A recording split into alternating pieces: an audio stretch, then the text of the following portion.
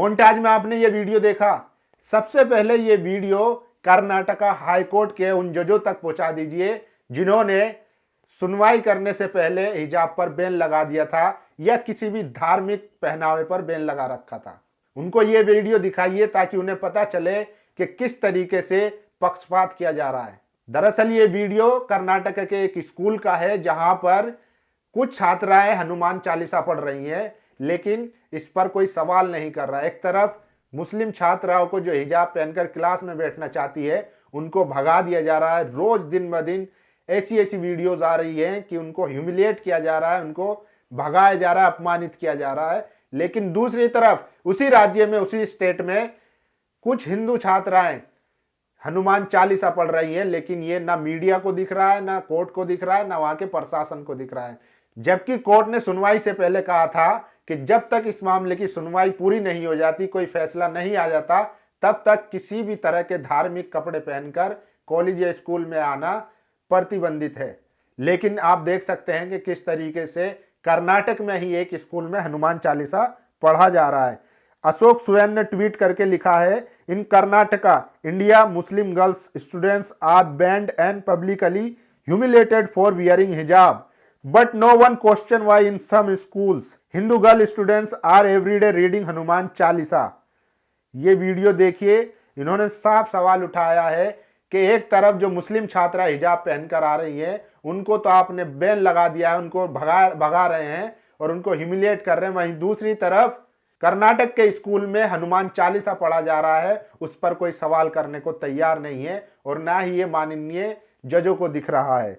इसके अलावा सीरियस है, उन्होंने भी ट्वीट किया है, while Muslim students in BJP ruled Karnataka are targeted for wearing hijab the teachers and kids of JC English medium school at Karkala chant mantra in this school every day Hanuman Chalisa is read in fully display of Hinduism. इन्होंने भी सवाल उठाया है कि एक तरफ तो मुस्लिम छात्राओं को हिजाब पहनकर स्कूल में बैठने या जाने से रोका जा रहा है, उनको प्रताड़ित किया जा रहा है, उनको रुस्वा किया जा रहा है, लेकिन दूसरी तरफ कर्नाटक एक स्कूल इंग्लिश मीडियम स्कूल में हनुमान चालीसा रोज पढ़ाया जा रहा है, इस पर कोई सवाल करने को तैयार नहीं है। मामला यही नहीं रुका है। दरअसल ये जो हिजाब का इशू है, इसके पीछे जो ये मामला उठाया गया है, जो विरोध हो रहा है, उसके पीछे एक बड़ी रिपोर्ट आई है। उसमें खुलासा हुआ है कि किस तरीके से ये लोग, इन लोगों के पेट में मरोड़ पड़ रही है कि मुस्लिम छात्राएं किस तरीके से उनका दिन ब दिन लगातार उनका एजुकेशन में ग्राफ बढ़ता जा रहा है। वो देख लीजिए, वो रिपोर्ट भी मैं आपको बताता हूं। ये देखिए, इंग्लिश पेपर में रिपोर्ट किया गया है कि किस तरीके से पिछले कुछ सालों में मुस्लिम छात्राओं ने हायर एजुकेशन में जो उनकी अटेंडेंस थी, जो उनका रेशियो था, किस तरीके से बढ़ा है। ये देखिए, अगर हम कर्नाटक, सिर्फ कर्नाटक की बात करें तो वहां पर जो था 18 से 23 साल की जो छात्राएं हैं उनका 2007 और 8 में था 1.1% उनकी अटेंडेंस थी, यानी कि 1.1% जो है छात्राएं हायर एजुकेशन तक पढ़ती थी 2007 में और 2008 में। और उसके बाद ये 2014 में बढ़कर हो गया 10.3, यानी कि 9% बढ़ोतरी हुई है जो हायर एजुकेशन में छात्राएं जाने लगी, यानी कि लोग अपनी बच्चों को हायर एजुकेशन तक पहुंचाने लगे हैं, पढ़ाने लगे हैं, लिखाने लगे हैं। उसके बाद जो 2017 और 18 का डेटा आया उसमें और बढ़ोतरी हुई है, ये फिर पहुंच गया 15.8%। यानी कि आप समझिए कि ये जो छात्र है, खासकर कर्नाटका में जिस तरीके से एजुकेशन में रिवॉल्यूशन आ रहा है, खासकर मुस्लिम महिलाओं में, मुस्लिम छात्राओं में, वो इन लोगों को पच नहीं रहा है कि किस तरीके से मुस्लिम बच्चियां पढ़ सकती है।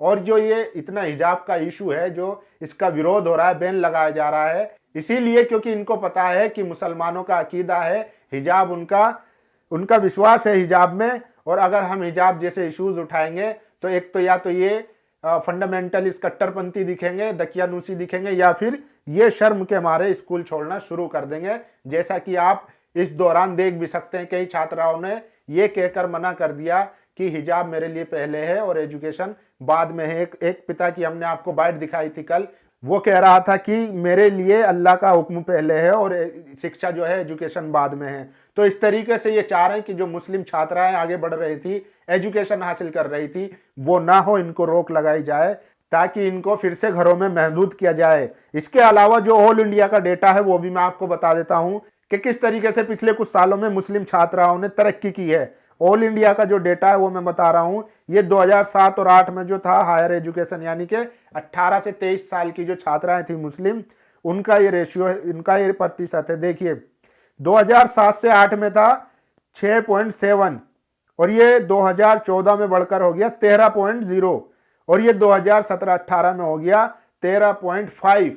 तो लगातार जिस तरीके से मुस्लिम छात्राएं एजुकेशन की तरफ आ रही हैं, उच्च स्तर की जो एजुकेशन है, हायर एजुकेशन, उसमें जिस तरीके से बढ़ोतरी हो रही है, ग्राफ बढ़ रहा है, वही इन लोगों को चुभ रहा है और इसीलिए ये लोग हिजाब जैसा मुद्दा उठाकर उनको ह्यूमिलेट कर फिर से उनकी एजुकेशन को छुड़वाना चाहते हैं। खासकर जो पसमानदा मुसलमान हैं, जो जिसके पास पैसा नहीं है, जमीन नहीं है, वो अपनी बच्चों को पढ़ा नहीं सकता, उन लोगों के जो बच्चे हैं, खासकर वो लोग इसमें ज्यादा तरक्की कर रहे हैं। क्योंकि जो एलिट तबका था मुसलमानों में भी, वो अपनी बच्चों को कॉन्वेंट और बढ़िया बढ़िया कॉलेज और स्कूलों में पढ़ा लेता था। लेकिन जब से राइट टू एजुकेशन आया है और तालीम की अहमियत को लोग समझने लगे हैं, तो अब जो है मजदूर तबका भी 2 रोटी कम खा रहा है, लेकिन वो अपनी बच्चों को जरूर पढ़ा रहा है।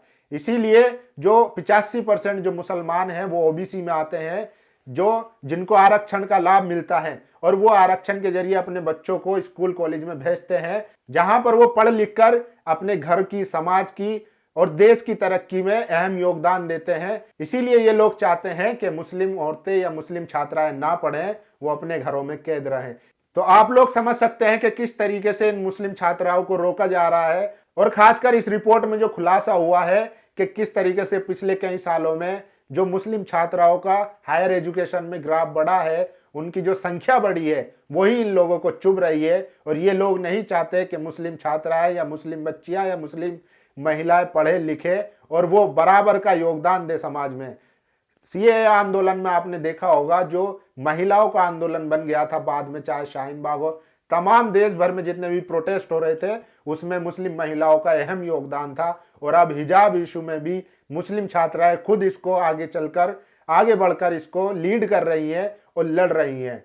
तो ये बड़ी खबर थी कि किस तरीके से रिपोर्ट में खुलासा हुआ कि बढ़ते ग्राफ को देखकर इन संघियों के, इन आरएसएस के और इन बीजेपी वालों के पेट में मरोड़ उठ रही है और ये नहीं चाहते कि मुस्लिम बच्चियां पढ़ें और इनसे सवाल करें।